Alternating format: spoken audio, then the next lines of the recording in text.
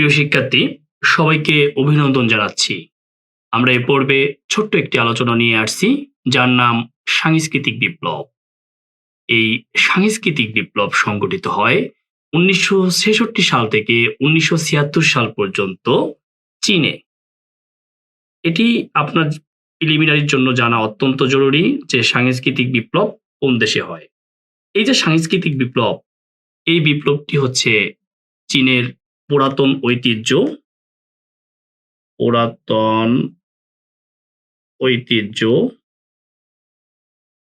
পুরাতন ধ্যান ধারণা,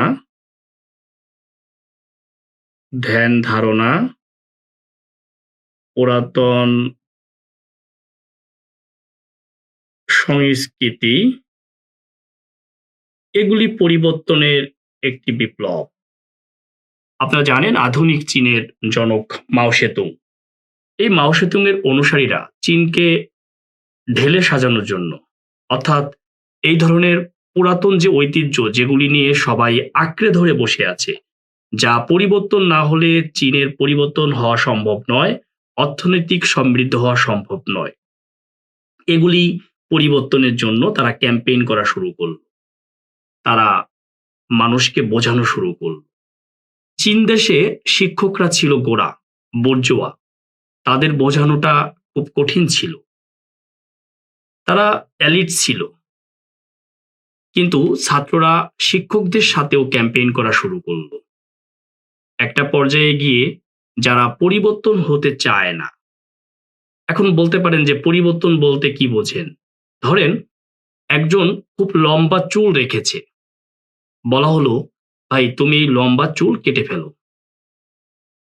সে বলল এটা আমার পারিবারিক ঐতিহ্য, আমাদের পরিবারের সবাই এমন।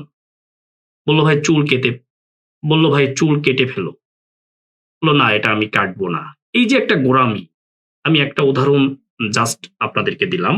এই যে একটা গোঁড়ামি, এই গোঁড়ামি চেঞ্জ না করার কারণেই তারা ক্যাম্পেইন করা শুরু করল। যদি সে চুল না কাটে তাহলে তাকে জোর করে চুল কেটে দেওয়া হলো। কখনো কখনো মার্শাল পাওয়ারও ইউজ করা হলো, অর্থাৎ মারামারিও হয়েছে। এই যে ক্যাম্পেইন শুরু হলো 66 সালে, এটি শেষ হয় 76 সাল পর্যন্ত। অর্থাৎ এই 10 বছর ব্যাপী চীনের একটা বিপ্লব ঘটে, একটা ব্যাপক পরিবর্তন ঘটে। মানুষের মধ্যে এই পুরাতন ঐতিহ্যকে নিয়ে বসে থাকতে হবে বা আঁকড়ে ধরে বসে থাকতে হবে, এটি চেঞ্জ হলো। পুরাতন ধ্যান ধারণা মানুষ চেঞ্জ করলো, সংস্কৃতির পরিবর্তন ঘটলো, যে বিপ্লবকে আমরা বলেছি সাংস্কৃতিক বিপ্লব। আশা করি সাংস্কৃতিক বিপ্লব থেকে তেমন বেশি প্রশ্ন হওয়ার সম্ভাবনা নেই। একটি প্রশ্ন হতে পারে, সেটি হচ্ছে সাংস্কৃতিক বিপ্লব কোন দেশে হয়? সাংস্কৃতিক বিপ্লব চীনে হয়। আরেকটি প্রশ্ন হতে পারে, সাংস্কৃতিক বিপ্লব শুরু হয় কত সালে, বা কত সাল থেকে কত সাল পর্যন্ত ধরা হয় যে এটিই হচ্ছে সাংস্কৃতিক বিপ্লবের সময়সীমা, 1966 থেকে 1976 সাল পর্যন্ত। সাংস্কৃতিক বিপ্লবের যে স্লোগান ছিল সেটি হচ্ছে জাম্প টু দ্য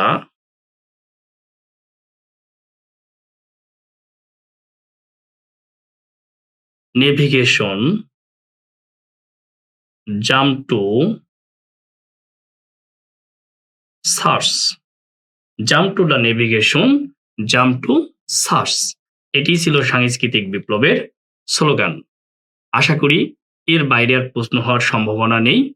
এই ছোট্ট আলোচনাটি হয়তো কখনো আপনার কোনো পরীক্ষায় বড় ধরনের কাজে দিবে, এই প্রত্যাশা ব্যক্ত করে ছোট্ট আলোচনাটি এখানেই শেষ করলাম। সবাইকে অসংখ্য ধন্যবাদ।